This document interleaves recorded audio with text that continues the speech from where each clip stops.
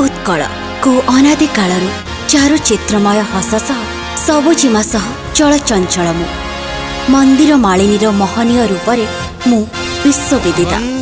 मो कला मो संस्कृति आ मो चलनी को नहीं सारा विश्व रे चर्चिता। उड्ररु उत्कल आउ कलिंगरु ओडिशा नामरे मु परिचिता। मु केवल मु वंदे ओडिशा वंदे ओडिशा।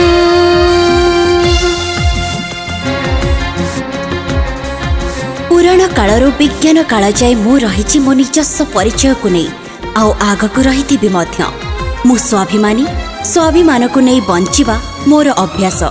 नहंक दुर्भिक्षरु प्रलयंकारी महाबात्या को भी सामना करिछि हेले हारी जाए नहीं कि हार माने नहीं। प्रिय जन्मभूमि ए मो